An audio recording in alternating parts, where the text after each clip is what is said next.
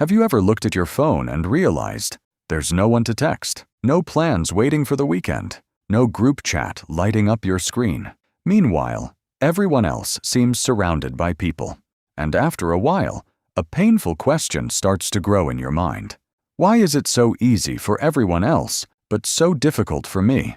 If you've ever felt this way, this video isn't here to judge you, because having few, or even no friends, doesn't automatically mean something is wrong with you.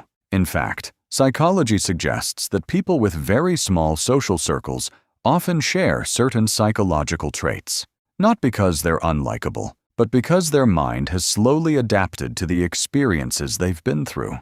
You might recognize yourself in more than one of these, and if you stay until the last one, you may discover the trait that's been quietly shaping your relationships all along. The first trait is struggling to trust people.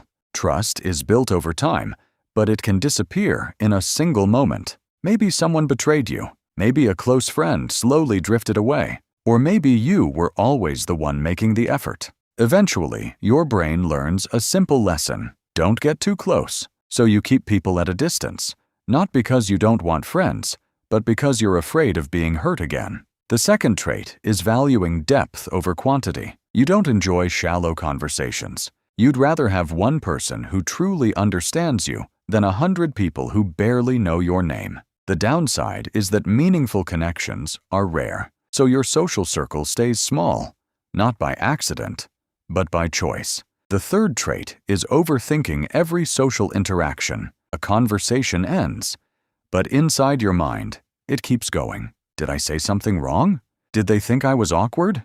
While others move on, you're still replaying every word.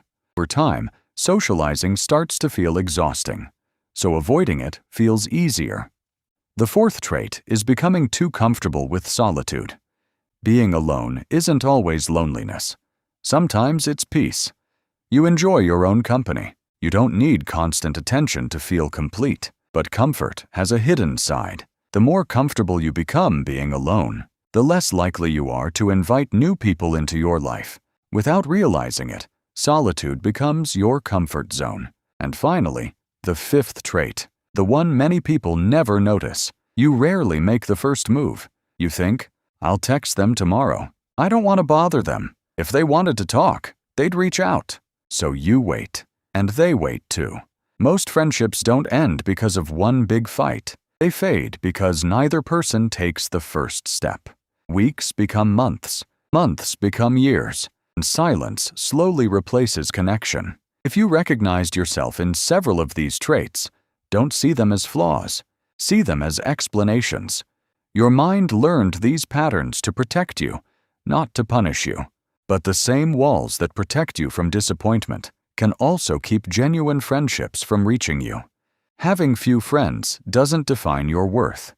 It simply tells part of your story. And stories can change. Sometimes the first step toward finding the right people is realizing that your mind doesn't have to keep protecting you from everyone. Because meaningful friendships aren't built all at once. They're built one small act of trust at a time.